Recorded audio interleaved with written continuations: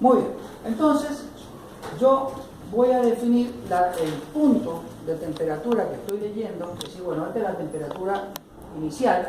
Cuando cae la primera gota, comenzada acá, yo leo la temperatura que tengo acá.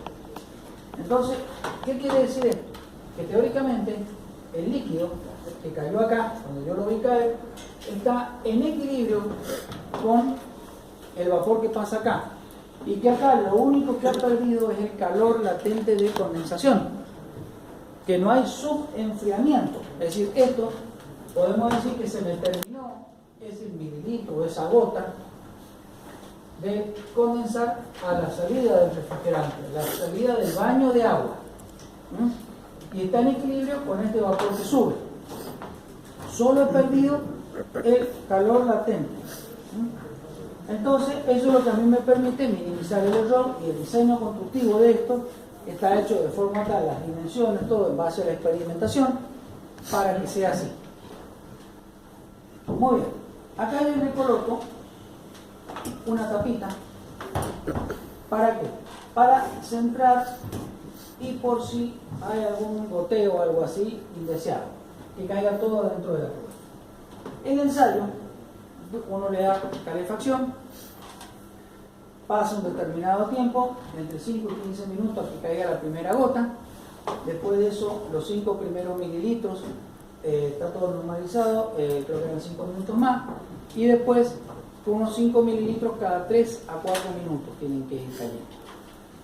Entonces yo voy tomando mis temperaturas de 0 mililitros, o sea, la primera gota que le llamamos initial boiling point, la de 5 mililitros, la de 10 mililitros, después de 20, de 30, 40, 50 hasta 90. Cuando llego a los 90 mililitros, pongo el calefactor al máximo, el calefactor eléctrico al máximo, y cuento 5 minutos y apago el calefactor. Entonces, lo que yo recoja ahí, supongamos que hayan sido 95 mililitros, se denomina endpoint o punto final. Muy bien, esto es el esquema experimental. En esto yo les pido una cosa, tengamos en cuenta que un esquema experimental correcto, comprensible, tiene que ser, que sea correcto, a la vez sea comprensible para quien lo tiene que construir, es fundamental para tener una medición precisa. Con una medición precisa se puede hacer un buen cálculo de ingeniería. Con una medición imprecisa, por mejor software o mejor ecuación o mejor calculista que tengamos, nos va a salir mal el cálculo. ¿Qué puede pasar de malo en los ingenieros? Si hicimos una medición imprecisa y nos da un equipo por exceso, van a decir que desprolijo, nos ha hecho gastar plata en la macana. Pero si nos da un equipo chico que no nos sirve para lo que nos pidieron, primero vamos a salir corriendo de la empresa, porque nos van a soltar los perros. Por lo menos, así sueltan a los perros, así de gerente. Y segundo, vamos a pasar a las computadoras de todas las otras empresas como ASMA, con perdón de Quino, que le decimos burro normalmente. Y le digo una cosa, el que mete la pata en la industria normalmente es el chisme que se propaga en todos los otros. Los secretos industriales a lo mejor se pueden contener, pero el que es malo, el que se equivoca en una industria, un ingeniero que se equivoca porque cometió un error, por ejemplo, montar mal un equipo, pasa a todas las otras industrias inmediatamente, como para decir, che, cuidado con este porque se equivocó acá. Bien, volvamos a qué obtenemos. Una vez que obtenemos, ¿qué es lo que vamos a obtener? Primero, los datos que vamos a obtener del laboratorio. Esto es fundamental que lo determinemos. Presión de trabajo. ¿Por qué? Porque estamos midiendo la temperatura de ebullición. Y no es lo mismo la temperatura de ebullición, el que es matero, el que ha visto con 3, de 4, 5. Sabe muy bien que no es lo mismo la temperatura de ebullición acá en Mendoza que en Buenos Aires o en Uspallata. Lo mismo pasaría si hiciéramos la comparación en Caracas, en Venezuela, que estamos a cerca de 1500 o 2000 metros de altura, o en La Paz, Bolivia, 3800 metros de altura, o en un oasis de Libia, donde creo que hay una instalación petrolera que está a 120 metros bajo el nivel del mar, por una depresión, que alguna vez fue un lago y se secó. Entonces, ¿qué es lo que nos va a influir? La presión. La presión de trabajo nos va a influir en la temperatura de ebullición. Ustedes se acuerdan que la temperatura de ebullición es la temperatura a la cual la presión de vapor de ese líquido es igual a la presión atmosférica o la presión del sistema que lo contiene.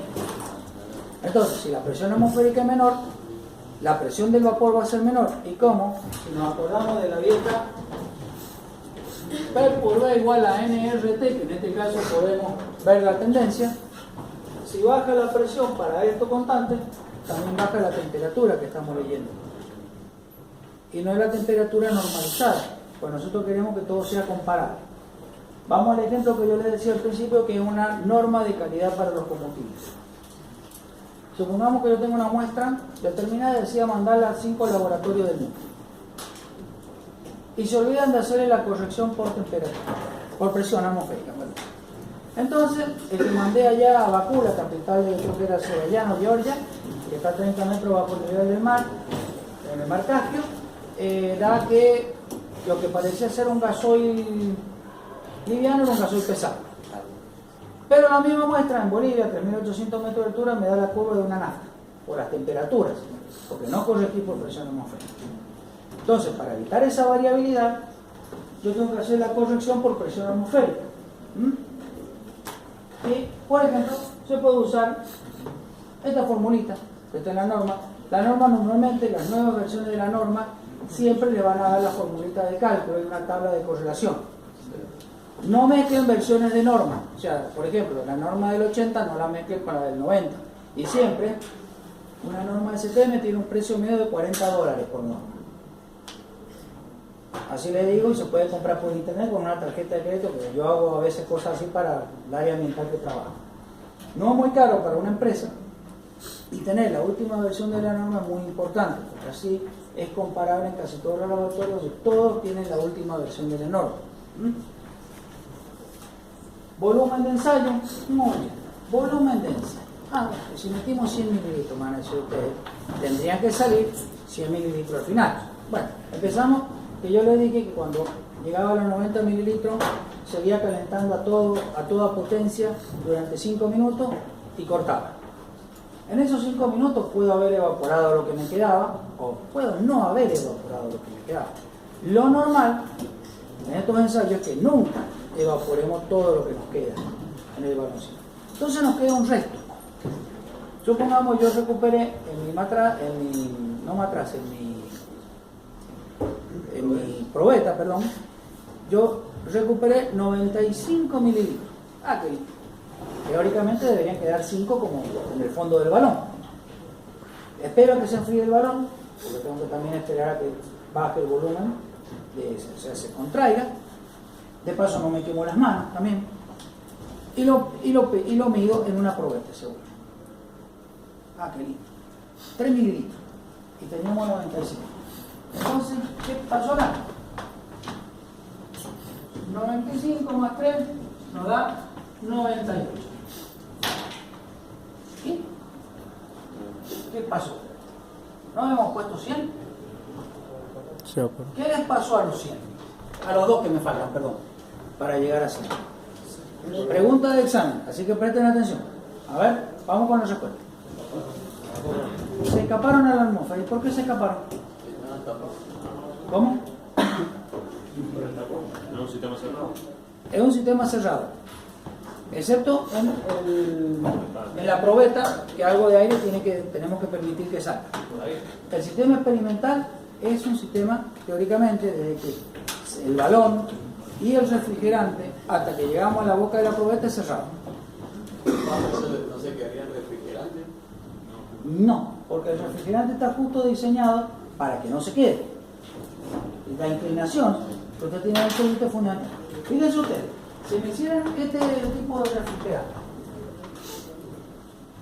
quemado en examen me lo han puesto, así que por favor no me lo hagan. Me ponen de refrigerante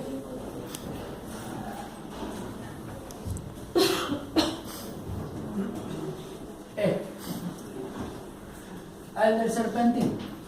El serpentín anda bien cuando es vertical, pero cuando está inclinado no. ¿Y cómo vamos a hacer? Fíjense la presión que tendrían los vapores, si acá se me condensó líquido, para que suba por acá, vuelva a hacer esto, vuelva a hacer esto y salga. ¿Se dan cuenta? Entonces, por eso es recto. Y un tubo de bronce que no interactúa en teoría con los hidrocarburos. Y supongamos que hubiera humedad, tampoco lo interactuaría, porque el bronce resiste la corrosión. Entonces no puede estar ahí. Alguien dijo se escapó. Y a ver, pues sí, muy bien. ¿Por dónde se nos escapó? ¿Con el mismo líquido? Por el lado de la probeta. Por el lado de la probeta. Por el lado de la probeta, no por el tapón, porque el tapón es hermético. Yo le había dicho, balón, tapón, corcho, o sea, tapón, termómetro y refrigerante forman una unidad, llamémosle estanca, donde la única salida es la carga, digamos, el pico del refrigerante que cae en la probeta. Me dijo por la probeta, muy bien, se evaporó, se fue por la probeta. ¿Pero por qué se fue por la probeta? Por la boca de la probeta. No alcanzó a condensar. Muy bien, no alcanzó a condensar. ¿Por qué no alcanzó a condensar? Porque es menos volátil. Muy volátil, bien. A ver. Por la temperatura del agua. Muy bien, las dos cosas van juntas. A ver. Estamos casi cerrando el tema. En rigor voy a juntar las dos ideas. Uno dijo no pudo condensar y otro dijo por la temperatura del agua. Es así. Son compuestos que a la temperatura del refrigerante no pueden condensar y que estaban dentro de la mezcla. Por ejemplo, supongamos que yo tenía propano, tenía butano. Butano todavía podía condensar, pero propano tenía un etano. ¿Qué es lo que ocurre? En los líquidos, no le traje una foto, pero cuando uno toma una muestra de petróleo crudo, así tal como sale de ¿cómo es? La AIB, los AIB, para los que no son petroleros, tienen, donde está subiendo y bajando, si tengo una AIB por acá, si tengo otra, espera un minuto. Así ya que estamos, el petrolero me va a decir, eso ya lo conozco, pero yo le digo, bueno, ya que no, tengan un poquito de paciencia.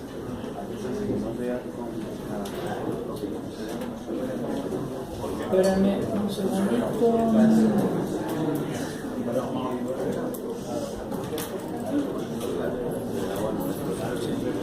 Ahí tenemos una idea. ¿Ven este aparato? Este es un pozo de petróleo, normalmente, que está actuando. El aire es el elemento de superficie, esto es un vástago, una varilla que sube y que baja, y que mueve una bomba de desplazamiento positivo que está en el fondo del pozo, que puede estar a 500, 1000 metros, 2000 metros, 3000 metros yo vi. Acá en esta cañería es un sistema de cañería que sale, el petróleo sale por acá, por el espacio entre o sea, vuelvo, que se llama el espacio anular, que está entre el tubo que sostiene la tierra y el tubo interno por donde actúa esta barra que sube y baja. Acá, en este punto, a ver esto dónde era, bueno, era por acá o por acá, no sé, no sabe bien en la foto, hay una valvulita, una canilla, así de simple y sencillo. Entonces uno toma una muestra de ahí y quiere tomar 5 litros de muestra, llévese un bidón de dentro. ¿Por qué? Porque acá va a salir primero petróleo mezclado con gas, el gas está disuelto, y agua, el otro componente. Eso se le llama crudo. Entonces, ¿qué es lo que ocurre? Naturalmente el petróleo lleva gases disueltos. No es que esté, como nos enseñaban en la escuela primaria, separado el petróleo del gas, o el gas arriba y el petróleo abajo. Como nos hacían, bueno, yo estudié con el Manuel Capelú, eso lo que había visto sus padres. Si preguntan a sus padres se van a acordar. Entonces, esos compuestos que están disueltos en el petróleo Se van a expandir son con los que la a mí varilla. me han hecho perder volumen de ensayo.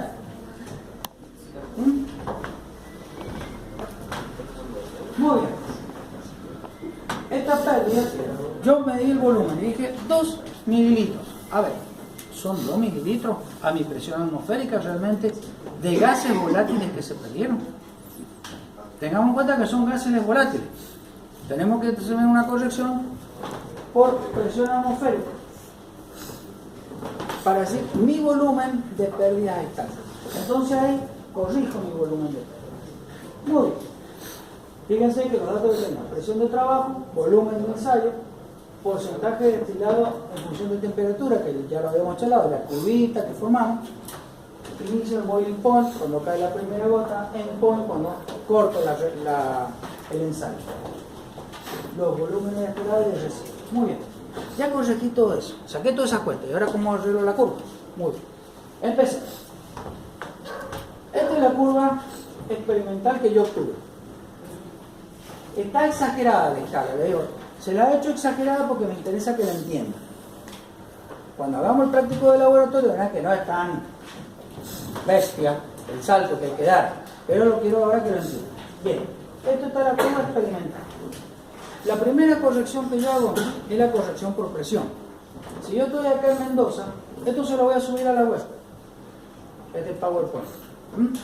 Si yo estoy acá en Mendoza, ¿qué es lo que va a pasar?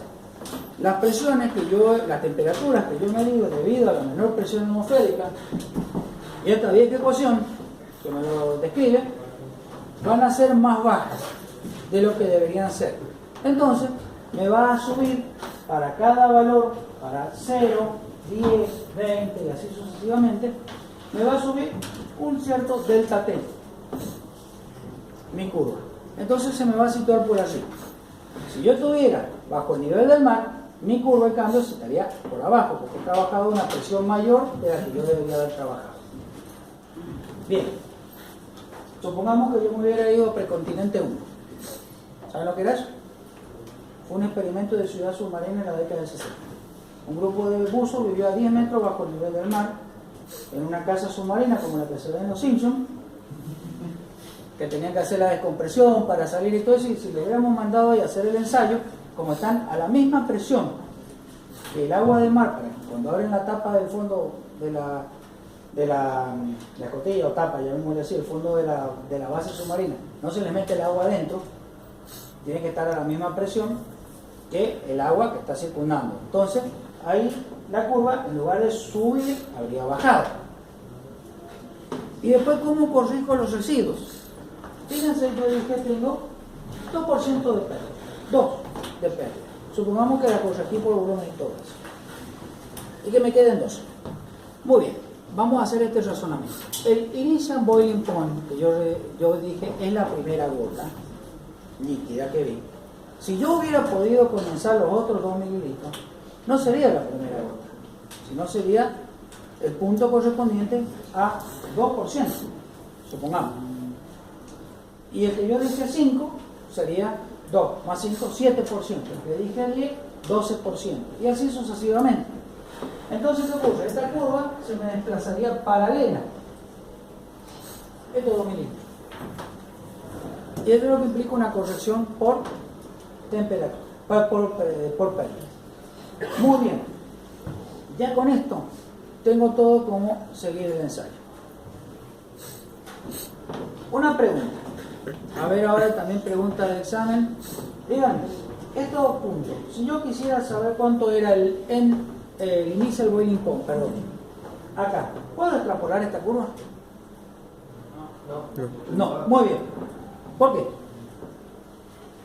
Porque no sé para dónde va. Perfecto. No saben para dónde va. En rigor, uno dice, bueno, pero mirando, sin tocar un buen matemático, no lo dibujo, un buen geometra también. Pero le voy a dar este ejemplo, no lo tengo en PowerPoint, así que tomen nota, por favor. Que tengamos una sustancia, una mezcla, muy sencilla. 4 compuestos. Pongamos 5 compuestos. Tengo el compuesto volátil, vamos a ponerlo un butano.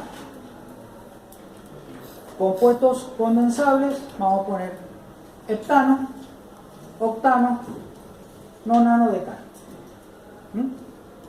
Entonces, si uno va a, por ejemplo, al PERS, manual del ingeniero químico, donde está la temperatura de ebullición de la sustancia, la curva ST de la que yo obtendría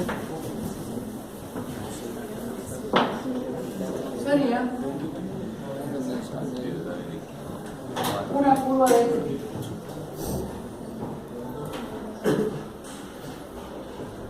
Ahí o plana.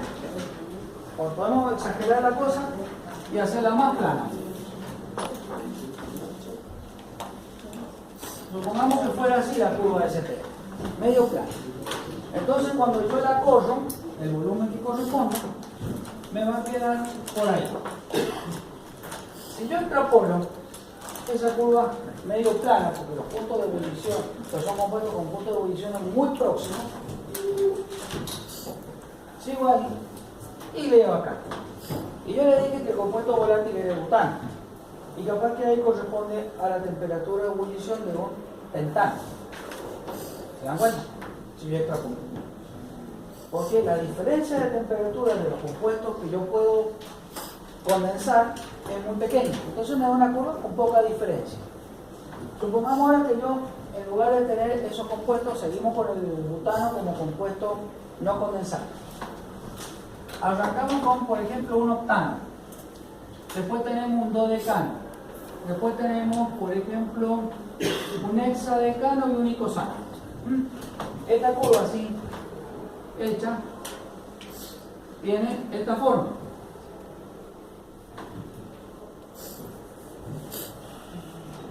Entonces yo digo, bueno, extrapolo y estoy leyendo la temperatura de un etano. ¿Se dan cuenta? Por eso no se puede extrapolar, porque no es precisa. ¿Y para qué vamos a usar esta curva nosotros después? ¿Entendieron? ¿Quieren que repita? Sí. ¿Quién quiere repetir? Sí. Bien. Empecemos. Supongamos que yo tengo un grupito de compuestos de poca diferencia de punto de ebullición. Hectano, octano, nonano, decano, que los puedo condensar en el sistema experimental, y tengo un compuesto que lo voy a considerar no condensable como el butano. Butano, carbono 4. Vamos a hacer así. Carbono 4, carbono 7, carbono 8, carbono 9, carbono 10. Entonces, ¿qué pasa? Como los puntos de ebullición son muy próximos entre sí, voy a sacar una curva de aplicación plana, o sea, con muy poca diferencia de puntos de nivel y los puntos de ebullición. Y supongamos que este sea un C12, un C16 y un C20 y mantenemos el C8. Entonces, ¿qué pasa? Yo tengo dos curvas experimentales. Esta es una curva con mucha diferencia de puntos de ebullición y esta con poco. Si yo extrapolo la curva con pocos puntos de ebullición, para tener idea cuál sería mi índice de boiling point, voy a leer acá arriba. El compuesto que yo tenía era este. Voy a leer acá arriba que puede ser un pentano. Si yo hago lo mismo con la curva que está muy inclinada y extrapolo esa pendiente, me va a dar por acá abajo, capaz que un etano o un propano. Entonces por eso no se extrapola, porque no puedo saber qué fue. Y esa pendiente de la curva, ¿qué me va a estar dando? Simplemente va a estar determinada por la diferencia de puntos de ebullición. Sí. Nosotros no sabemos los componentes que están en esa. Claro, lo que pasa es que ustedes, como no saben los componentes, yo en el ejemplo le he puesto 4 componentes conocidos para que ustedes entiendan el concepto. O sea, si yo tengo una mezcla con compuestos conocidos, les puedo hacer la curva perfectamente. Pero es para que entiendan el por qué no extrapolamos. Bien.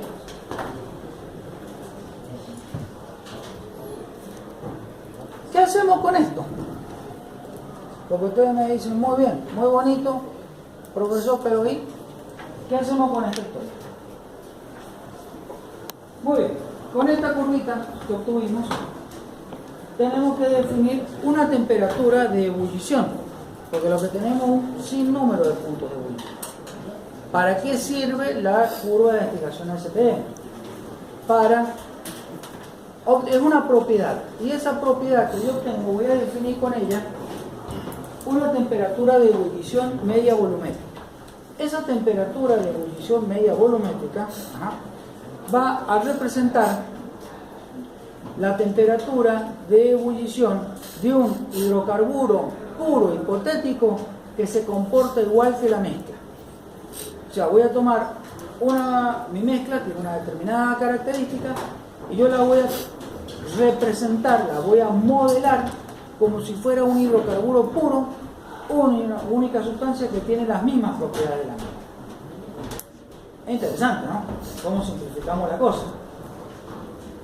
De tener una maraña, como veíamos en el cromatograma, de cosas, a ver si lo representamos con una sola sustancia y encima establecemos relaciones de causa y efecto lo suficientemente precisas como para que sea reproducible y diseñar una torre de refinación, es muy importante el concepto. Bien. Perdón, ¿puedo explicar de nuevo qué es lo que sería entonces la temperatura media volumétrica? Es la temperatura de ebullición de un hidrocarburo puro hipotético que tiene las mismas propiedades que la mezcla. Hidrocarburo puro hipotético con las mismas propiedades de la mezcla. Porque a veces en el examen yo le preguntaba, bueno, ¿qué es la temperatura de ebullición media volumétrica? Y me dice, sí, es la temperatura más o menos de la mitad de la mezcla. O es la temperatura del punto medio acá que se evapora la mezcla, en esta parte de la curva. Por ejemplo, me dice, no, es esta temperatura. No, no es así. Es conceptualmente la temperatura de ebullición de un hidrocarburo puro hipotético con las mismas propiedades que la mezcla. Mi mezcla real la transformo en una cosa ideal. Y ahí seguimos trabajando en la idealidad y que somos bastante buenos los seres humanos para trabajar en la idealidad. O sea, la función del ingeniero, ¿cuál es? Tomar un problema real, modelarlo de toda manera que lo pueda pasar a un marco ideal o matemático, obtener la resolución allá arriba en ese mundo matemático ideal y después bajar esa solución matemática ideal a una situación real, tangible y que sea efectiva. Esa es básicamente la función del ingeniero. Vamos a algo muy sencillo. Construcción y montaje industrial no han tenido, ¿no? Y optativa, aparte. Bien. ¿Ustedes han visto alguna estructura de acero alguna vez? ¿Una viga? Sí. Recién cuando vimos el asado, que había Sí. sobrado, había faltado 2 mililitros, Sí. ¿por qué no se baja la temperatura del refrigerante a la temperatura de ebullición del metano, que es el hidrocarburo más bajo? Porque habíamos dicho que eran 168 grados bajo cero. No, o sea, lo puede hacer si quiere, pero no lo va a poder hacer en un laboratorio sencillo que lo puede instalar en cada campo petrolero de la Argentina o de cualquier país de la Tierra. Pero si eso lo hiciéramos, obtendríamos la curva así o sin pegada al eje. Sí, ahí sí, en esa condición sí. Pero tendríamos que tener un sistema criogénico. Y en rigor, habría que ver si podemos llegar bien a esa temperatura. Habría que pensar en algo de nitrógeno líquido, tener ahí adentro, para llegar a esas condiciones de trabajo. Y ya los materiales que hay que tener para trabajar con nitrógeno líquido. O sea, ¿qué es lo que tiene de particular el ensayo de destilación STM? Que es sencillo, es barato y el equipo no es costoso. Ustedes lo pueden montar acá en la facultad, lo pueden montar en su casa si quieren, lo pueden montar en un trailer, en un campo petrolero, o casi que lo pueden llevar en una camioneta, en la parte de atrás, una camioneta cerrada y hacen el ensayo en el campo, al lado del pozo. Pero de todas maneras nosotros no conocemos la composición de la mezcla. No, lo que yo le di ese ejemplo es para que ustedes entendieran con un grupo de compuestos conocidos qué es lo que puede pasar. ¿No? Bueno, claro, por eso, pero con un grupo de compuestos conocidos yo le dije, miren lo que pasa con cosas conocidas. Con lo que es desconocido, estamos peor. Volvamos. Creo que si la misma que plantea en vez de 100 mililitros con un poco más, y después de que lo saca de la cubeta, eso ya no se tendría ninguna cantidad de más volátil. A ver, hable un poquito más fuerte, por favor, hagan silencio que no escucho. Si repite el experimento 2 veces, Sí. con lo que le quedó la cubeta, que ya estaría, no tendría más volátil, Sí. no podría llevar esa curva de origen, ¿no? No, porque ya tiene otra muestra. Va a llevar la curva al origen, como usted dice, está bien, lo que usted me plantea, pero usted está analizando otra muestra ya. Fue una muestra que perdió los compuestos volátiles y que encima perdió los residuos. Es otra cosa. Fíjense ahí ustedes, pero o sea, lo que usted me plantea, decir, bueno, a ver cómo lo hago para correr la curva, no está mal, pero me está analizando otra cosa ya. Está analizando, a ver, es como un producto que usted ya destiló y sacó sus compuestos indeseables. Entonces el producto es perfecto. No tiene los componentes indeseables que le complican el cálculo. Bien, ahora para esa temperatura de ebullición media volumétrica, primero